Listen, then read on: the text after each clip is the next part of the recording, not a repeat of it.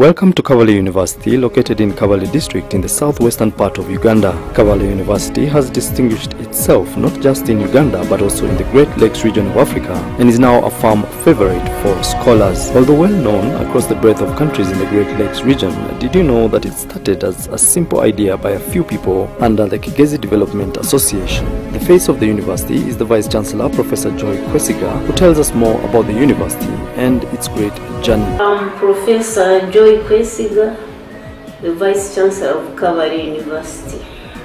Kabale University is currently a public university, meaning that it is funded by the government of Uganda and belongs to the people of Uganda. Previously, that is about 2 years ago, Kabale University was a private university. It was an initiative of the people of Kigezi. So as a community institution, they got together and noted that there was a gap in higher education in this region. So they started the university. The first students entered Kabale University in 2002. And these were 42 students. And we are glad to say that now we are about 3,000 students. In 2014, we were able to get a grant of a charter by the National Council for Higher Education, which regulates universities. The charter is the last stage of accreditation, so we are very proud that we have that charter and we are accredited fully. As a fully accredited university, we were curious to find out what does Kabale University offer its prospective students. The university has had a number of programs on offer, about 50 of them in 7 faculties. We have about 6 programs in School of Medicine, 6 programs in the Faculty of Education, 4 programs in the Faculty of Science, 8 programs in the Faculty of Computing, Library and Information Science. We have 7 programs in the Faculty of Engineering, Technology, Applied Design and Fine Art. Then we have 18 programs in the Faculty of Arts and Social Sciences, and then 1 diploma program in the Institute of Languages. What, therefore, we ask, was the impact of Kabale University being a public university? In July 2015, Kabale University was gazetted as a public university, and the funding started in 2016. We are happy that now there is public confidence and there is a full hope of sustainability.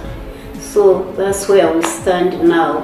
We were curious to find out about the unique strategic location of Kabale University. We are very lucky to be located where we are as a university because we connect Francophone and Anglophone speaking countries of the Great Lakes region. So as a result, we are able to have a big catchment area of the people of Burundi, people of Rwanda, northern Tanzania, eastern Congo, and of course the rest of Uganda. And that's where most of our students come from, this region. But I would like to say we move further. Now we have students from Zanzibar, quite a good population of Zanzibar students, and a few others. So we expect to move further. We are happy also to note that staff are now diversified. We now have staff from all over Uganda, and we also have a good number of Nigerian volunteers. Kabale University is a family institution. That is a very, very important part of our input. Our staff have concern for students. You'll find it has been like a tradition. We have built up that culture. So it's not just because we are still a small university, it's because also that is the culture we have built up. You are able to reach the lecturers and professors very easily, and you are able to discuss still as a family. All of us in management practice an open door policy students will meet you not only in our offices but in Kabale municipality, everywhere.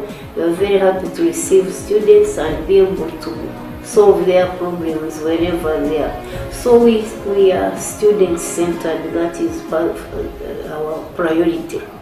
Secondly, the environment is good. As you know, this is the best climate in Uganda.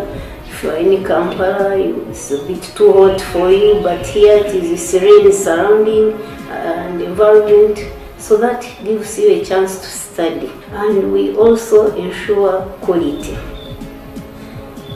Every time, like now, we are having a seminar for staff to see how we ensure quality, see how we ensure that students are well marked in their examinations, and we have committees to ensure that this is done properly.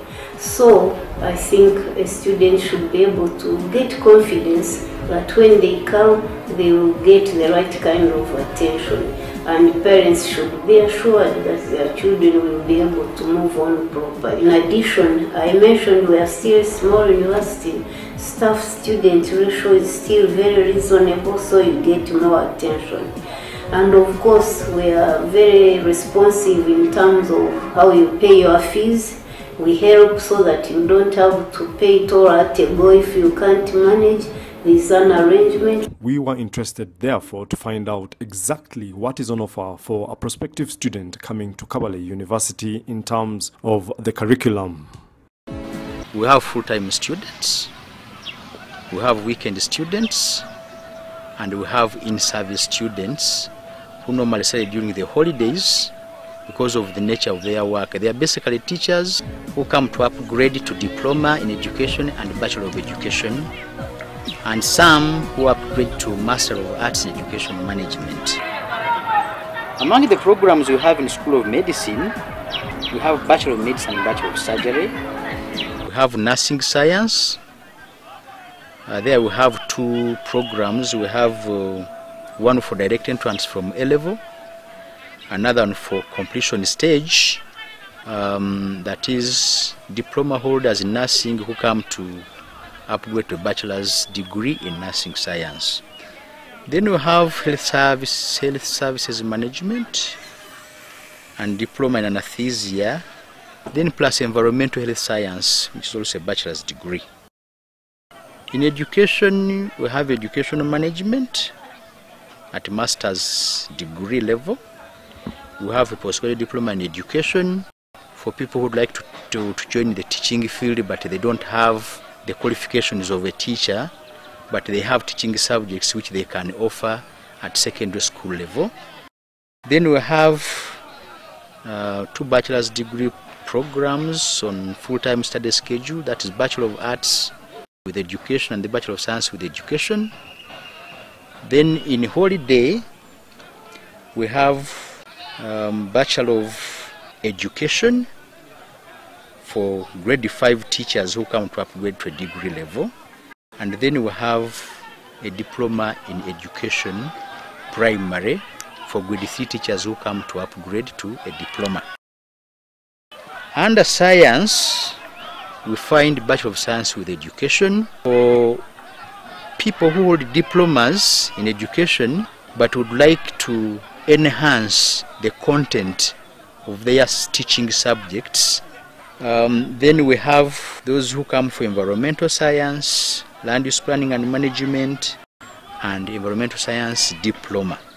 In Faculty of Computing, Library and Information Science, we have diploma programs and degree programs, Library and Information Science, Records Management, Computer Science, and Information Technology. Engineering, Technology and Applied Design and Fine Art, we have 4 degree programs. We have Civil Engineering, Mechanical Engineering, Electrical Engineering, Applied Design and Fine Art, and then 3 diploma programs, one in Civil, the second one in Electrical Engineering, then the third one in Mechanical Engineering. Faculty of Arts and Social Sciences has got a number of programs. I will briefly tell you the number and the fields. We have in Business Administration a degree at master's level and a degree at bachelor's level plus a diploma in the same field. Then we have public administration, master's level, degree level, undergraduate diploma. Then we have a master's degree in human resource management, a master's degree in project planning and management, postgraduate diplomas in the same fields, project planning and management, human resource management, and public administration. Then undergraduate degree programs which we have that I have not mentioned include social work and social administration, arts and economics, procurement and logistics management, tourism management, and hotel management. Then we have a diploma in Kiswahili in Institute of Languages. We usually admit people to 2 intakes. We have February and August intake. The main intake is usually August, where all programs receive applicants and selected applicants are admitted to those programs. Then we have February intake for specific programs. The university that has a bent to the sciences, however, also catering for many other students' needs and requirements in education. Therefore, we are curious to know what additional benefits are there in the curriculum for the students. Having assessed our environment, Kabale University has 2 compulsory programs that every student must do. One is in computer science skills, so that every student can get these skills, and it is examinable, so you have to do it. The other is in communication skills. We want our students to have these skills in communication. We also have French speaking students who also need additional skills in the English language, so that is also compulsory. One of the things that we are really working on at the moment, basically 2 areas. We've been restructuring our academic programs so that we are in line with the policy of the government of Uganda, which is promoting science education. So we are working on that. As you will get the details, that's why we have programs in the medicine, neurosciences. It was important to dig further and find out about the medical sciences and what exactly is on offer for a student in this area.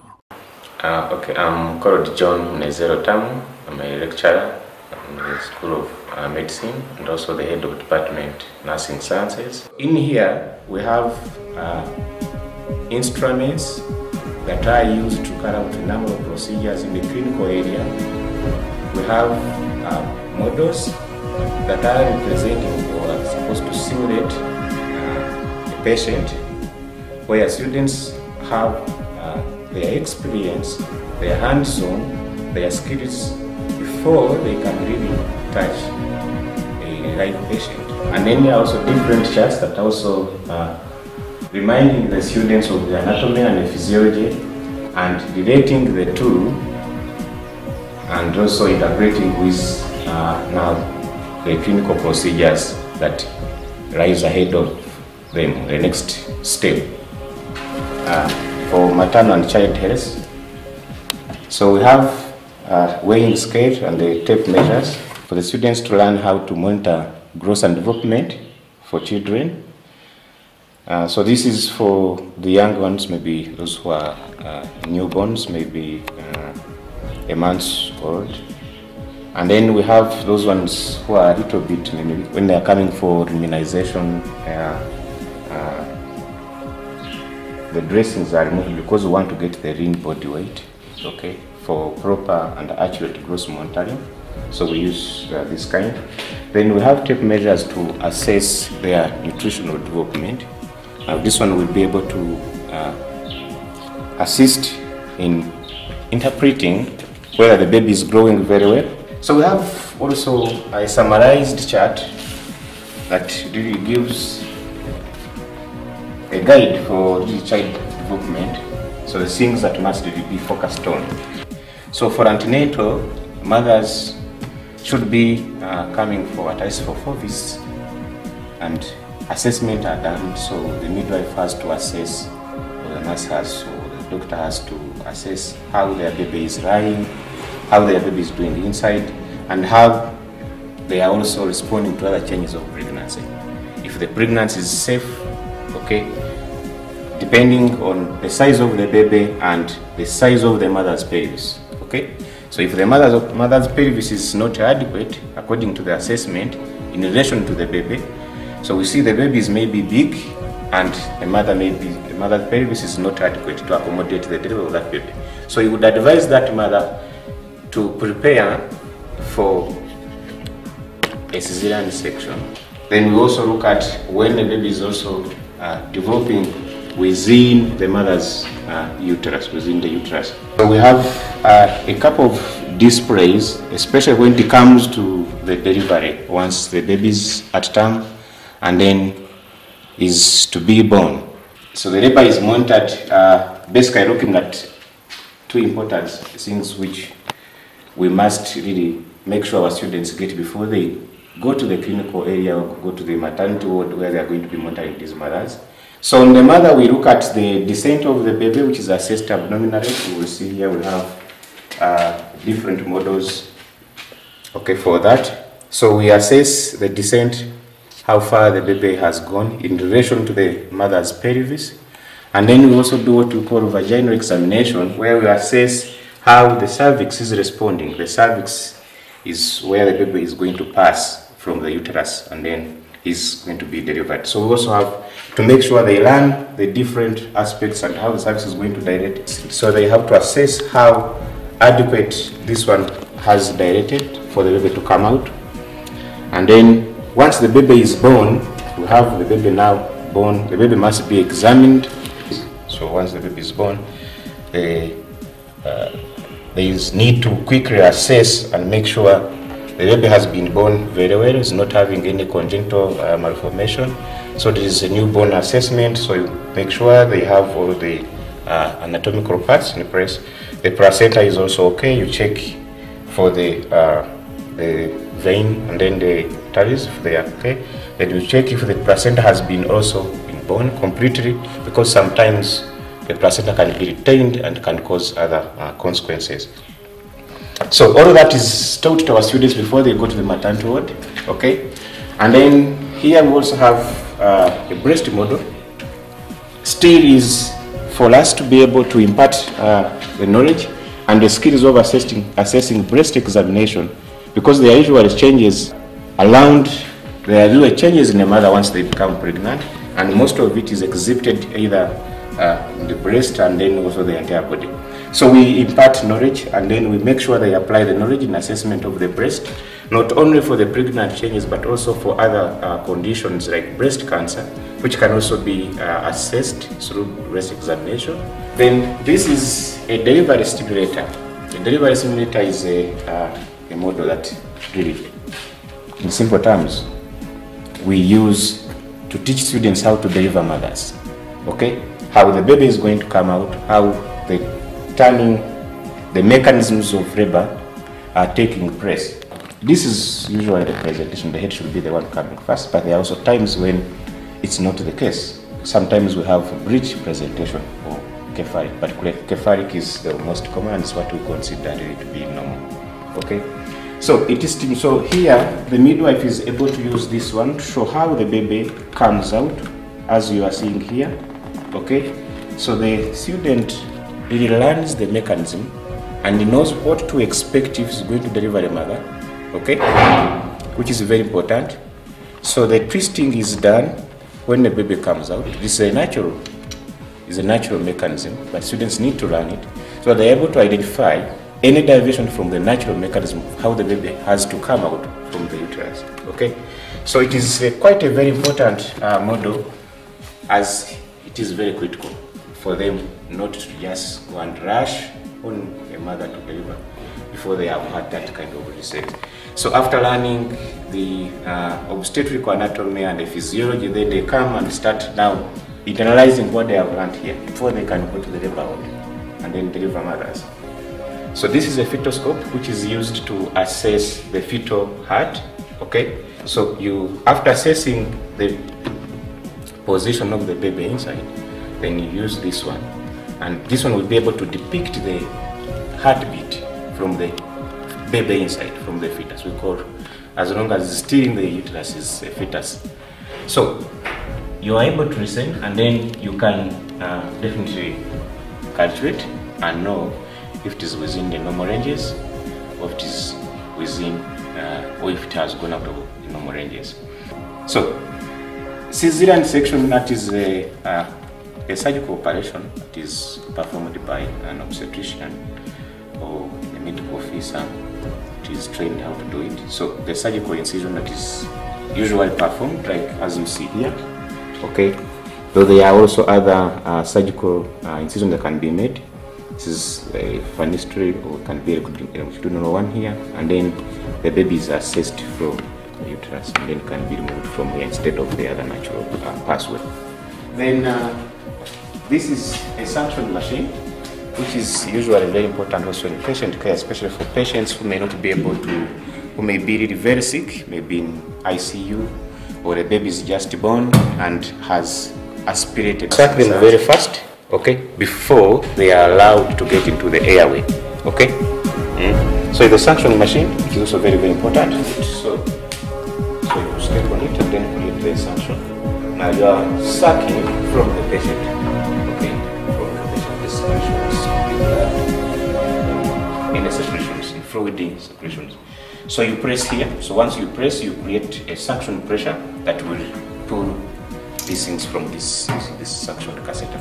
So we also have models that help us to teach students, okay, health assessment, how to assess a human. So as you can see, this is a model that is just simulating a human. Okay, everything is simulated here, all the human parts are simulated here. So we teach our students, one, how to assess for pulse, okay, pulse, how to assess for a heartbeat, okay, how to perform some of the procedures like cannulation, so with an injection. So you can see these are sponges which assist in demonstrating how to pass a cannula, okay, and how to take blood pressure, and also how to give injections. There are also other spots here, as you can see. So these are most of the injection sites. If you go to the hospital and you have to receive what we call muscular injection, usually you receive them here, you receive them here, you receive them here. So there are those spots which allow us also to demonstrate, and then we give students also a return demonstration, which ensures that what you have taught them, they have really learned. So they demonstrate back. You see, they give you that feedback, and then it gives you that really quite concrete communication. You send off the message, and then the feedback is received. So this patient also has that section for an ostomy care. Ostomy care. Some patients may have problems either as a result of cancer, and they are not able to pass through the natural ways, or an operation is done and then a loop or a section of the intestine is blocked out, so it creates a stoma. So this is how to work. So because it is also very important for our students to know, so we have it, and this one acts as a stimulation for that. So we teach them how to take care, ostomy care, and how to attach a pouch to correct the fecal matter. So this is an oxygen cylinder. So it's very important, especially administering oxygen. So we connect like this, kind of tubing here, okay, and then yeah. So students learn how to connect these kind of appliances. So we don't need to wait for them to get to the hospital, and then they have to connect them on the patient. So here now, once they open here, definitely the oxygen is going to flow, and then this is a calibrated meter where they have to regulate the flow of what they are going to give the patient, because depending on their condition and also their age, they can't receive the same amount of oxygen. So once you open this valve, definitely oxygen is going to flow. So depending on what was prescribed, then they are able to give it to the patient. So these ones, we call them screens. So they help us to provide privacy, as we have seen here. If I'm going to perform a particular procedure on this patient, then the other patient shouldn't be able to see what is being done, okay? So the patient is going to be comfortable, and then you are also comfortable as you are doing it. Okay. We teach our students how to help these babies breathe. Immediately, definitely you assess and you are able. And this must be a very quick response, because you know it's a golden minute. If you delay, then this baby may not breathe at all. So it may not be breathing because one, maybe it was born and during the mechanisms the neck was twisted and the airway is maybe kinked. So first of all, you put them in a natural way. That's first to make sure you straighten their, you put them in a neutral position, because as they are newborns, the airway is just straight. So that's one of the things. Then the next thing is checking if there are any secretions. Okay. Then take them out immediately. Okay. Okay. And if then the other thing you may need to allow to assist them now is their breathing. Okay. So immediately you connect this one. You make sure you have a seal. Okay. A seal. You create a seal here so that there is no leakage of air, and then you can inflate. Make sure you push the air as you observe if their chest is going to be rising. Then you can also connect this one to oxygen, okay, like we saw from there. So you can now have the tubing and connect this one to supplemental oxygen if you don't want to use the one that is available in the atmosphere. Okay, these are models that we teach our students to understand how the human, especially the female, and appreciate the difference between a male pelvis and a female pelvis, because they are not the same.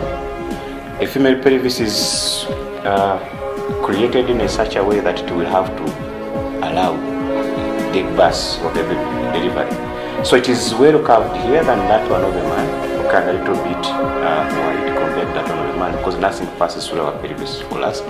But for females, the baby passes here, okay? As you can see, this one is trying to demonstrate. So so students also appreciate that there are different differences between the male pelvis and so it is fundamental for students to go through a series of training in preparation for their clinical practice. So, therefore, what further programs are available in the sciences? We are curious to know. Programs in engineering, technology, programs in science education for teachers, and in other applied sciences. So we've had an in-depth look at the health sciences. What about engineering, as that was also mentioned? Kigezi, Uganda, and East Africa as a whole being largely an agricultural area, what innovations could the engineering faculty have for the people? I'm called Kwasibe Wilbur, a third-year student of electrical engineering at bachelor's level near Vikoni campus, Kabale University. And I have here a water level sensor and at the same time a rain sensor. When I start with the water level sensor, it has 3 levels. It has the lower level, the mid level, and the full level. This is our demonstration tank, and this is our battery powering our circuit. So initially our tank is in its lower level state. So I'm going to try filling the tank. So this indicator of ours will indicate us the level of the tank and the status. It's in the lower level, and so that we have our lower LED lighting.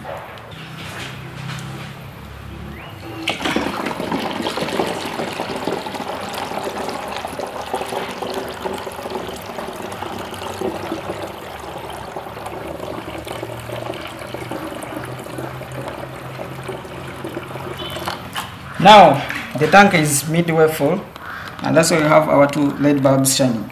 And when it reaches the full level, we have the buzzer here that will make an alarm that will notify the user that the tank is full, so that he can stop it from overflowing.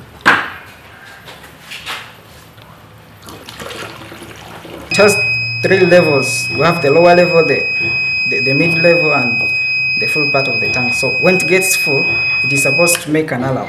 When it goes below the full level, the full indicator will go off, and so does other indicators.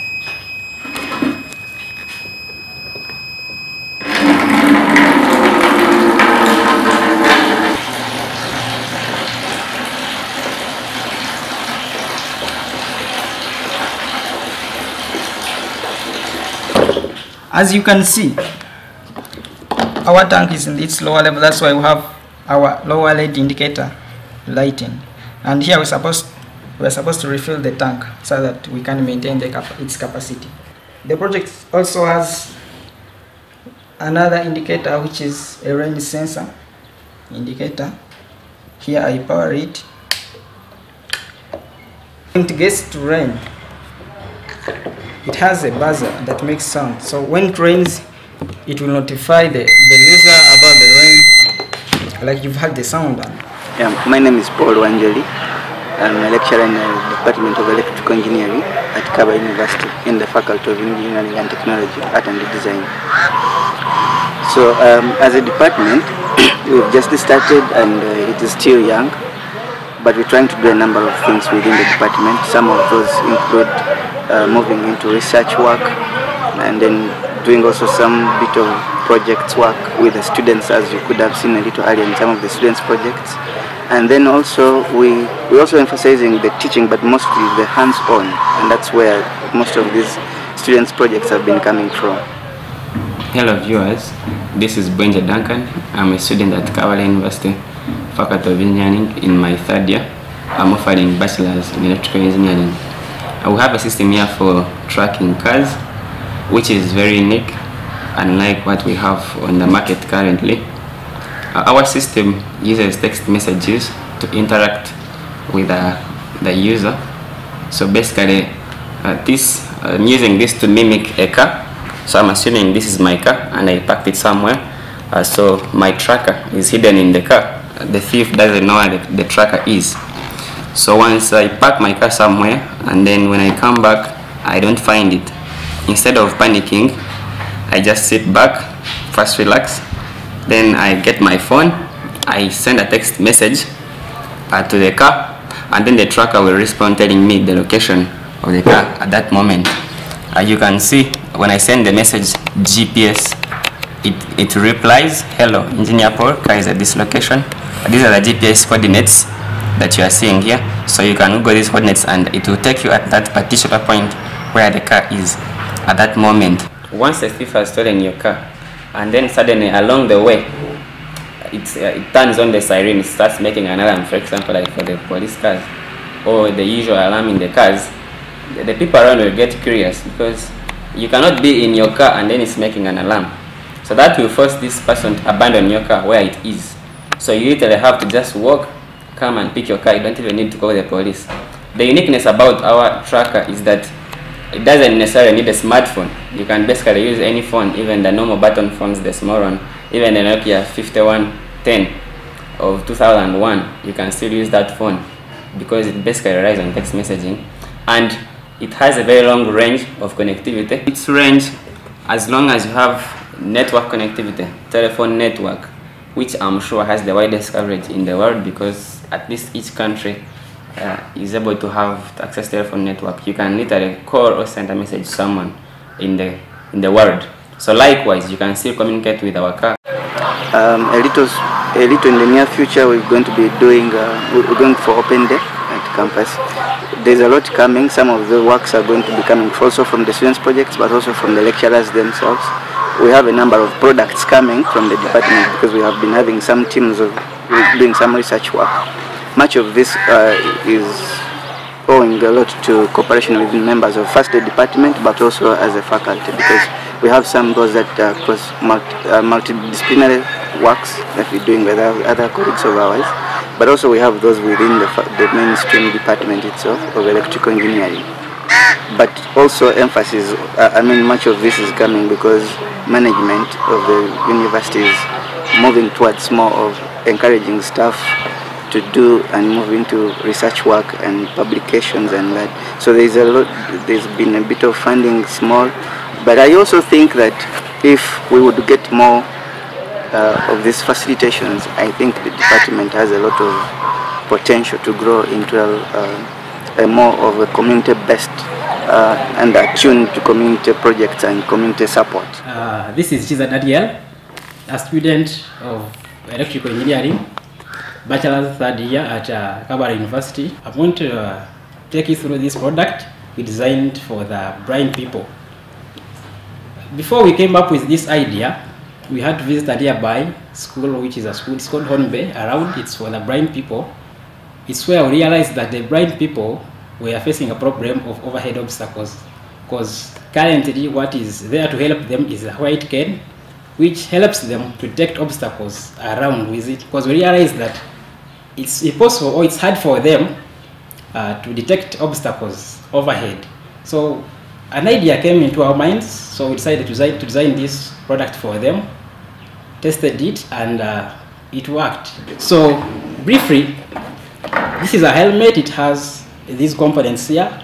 They act as eyes to help a blind person detect obstacles.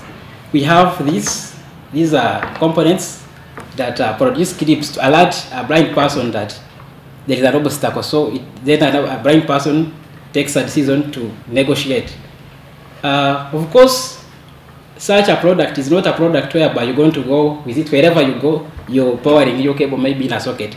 So that's why we decided to put this power source, which you can charge while the blind person is sleeping, and during the day the blind person uses it, and it takes this battery strong enough to take him throughout the day. So the other idea, as we designed the second version of this product, was during the night a blind person is like any other person. He has hobbies also. So a blind person may decide to say, maybe let me go and take a glass of wine at a bar, and during the night he's walking back home.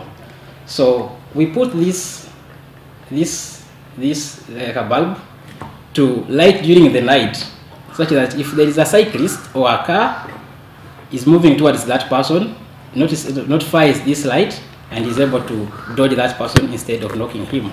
So without wasting much of your time, viewers, I'm going to demonstrate how this product works.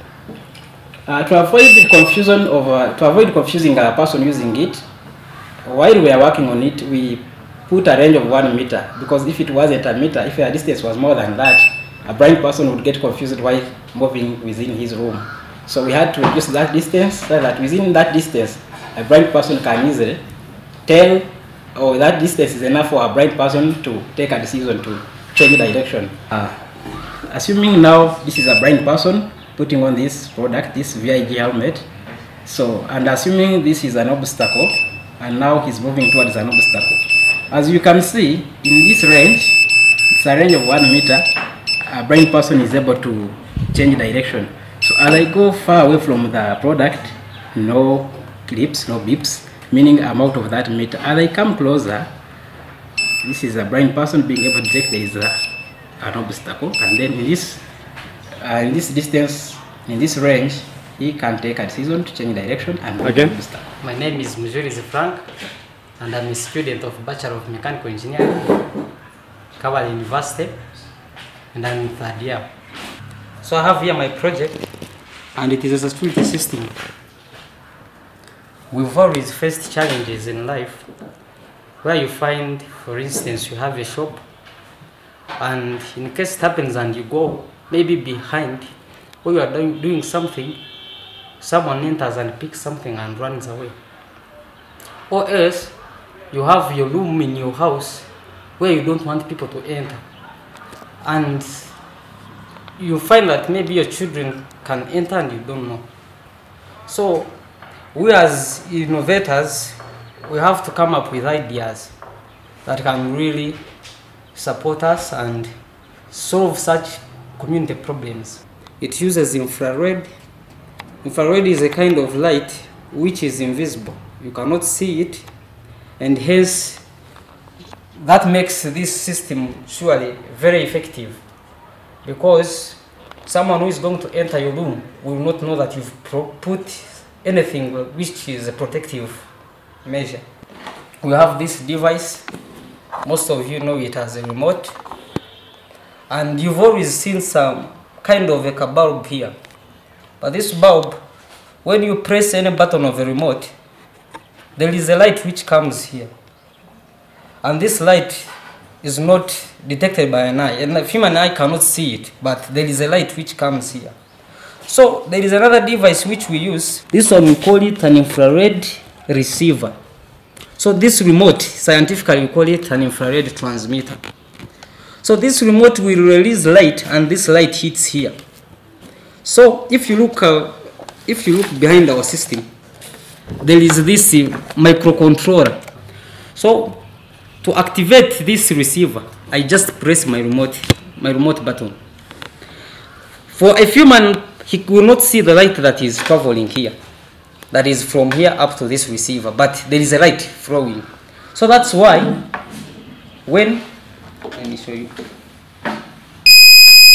when I press it, this system receives the light and now puts on a white light to show you that the system is safe. So normally we shall make sure that this system is at the entrance of your door. One is at the left, another one is at the right. So there is always a light that is moving this along here.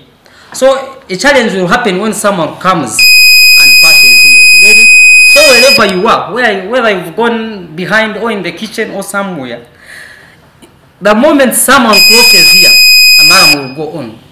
So he will cross and enter into your room. When he passes by again to get out, still the alarm will notify you. So you can put this thing somewhere, maybe where you know that he will not hear you, of course. He will not hear the alarm sound. So when he enters for you, you will know that someone has entered. You wait to see what is he going to do. We can even add more system which can command this system that once the person enters, you turn on the camera. So all are those options which we can do. Or once he enters, send me a message telling me someone has entered. And when he goes out, still it will do the same. Send me another message which shows that someone has gone out. So this system has two options. There is something that will happen when it is during the day and when it is during the night. But there is a system which I have pressed in here. May not see it, but it is called an LDR, light dependent resistor. So this system, it will detect that it is at night and it is during the day. It can differentiate between those two periods. So when it is during the day, once someone blocks the system, it puts on an alarm. Once he leaves, the alarm goes off. But when it becomes at night, we've made it in such a way that once someone passes once, the alarm goes on. Even if he gets off, even if he remains, the alarm goes on until the owner comes and resets the system. So that if it was your shop and maybe you've gone home, so someone has come at night, has broken into and entered, the alarm goes on continuously so that even neighbors can hear, so that even everyone around can know, until you, the owner, comes and resets the system. Until you, the owner, comes and resets it. You see, it has now become stable. What shows that it is stable is this white light. What shows that there is danger is this blue light. We are now working on how to get the right infrastructure for those to support that system. We have an engineering unit at our off-campus premises in a place called Nyabikoni, and we are working with the Ministry of Finance, Ministry of Education to get the structures in place. We are similarly working for a state-of-the-art library, and we are also building a medical school. So all those things will help us to move on. We have completed one building recently. The contractor handed over a lecture hall, 3 floors, with about 6 lecture rooms and a big hall, and part of it is serving as an additional space to our library.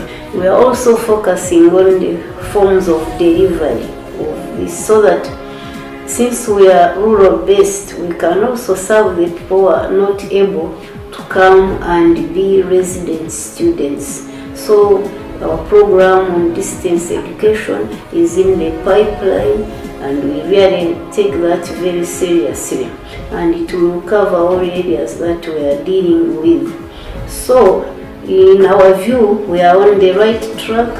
Kabale University has a lot of potential. Young as it is already attracting many people, as I mentioned. We're getting a lot of professors and others working out how to come and be part of this university.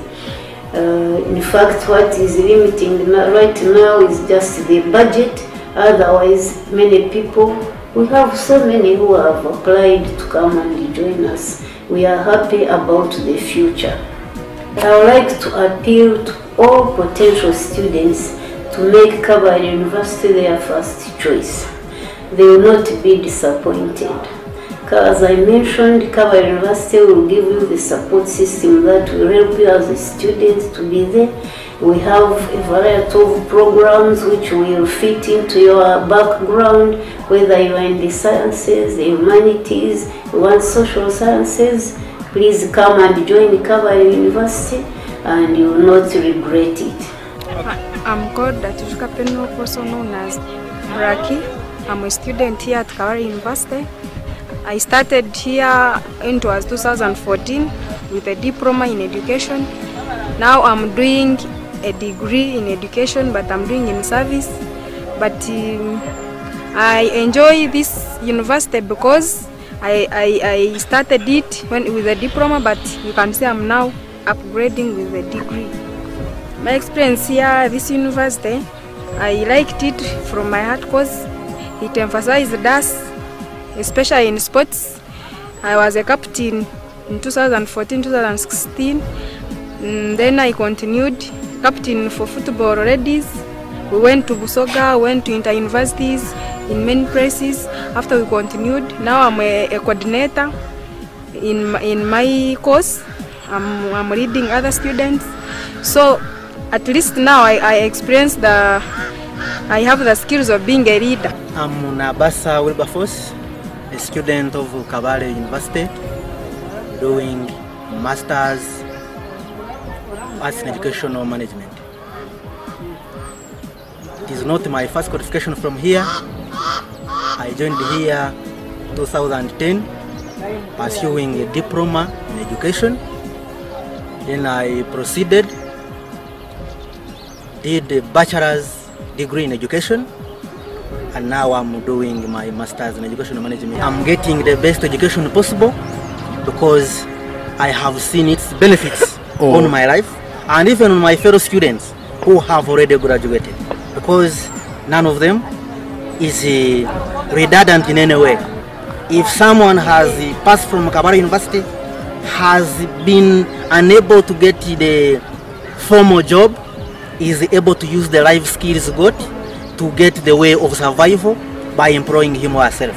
Contact us on phone numbers 0486 426 463, 0782 860 259, or you can send us emails at info@kab.ac.ug or registrar@kab.ac.ug or admissions@kab.ac.ug. For more detailed information on Kabale University, log in to our website on www.kab.ac.ug.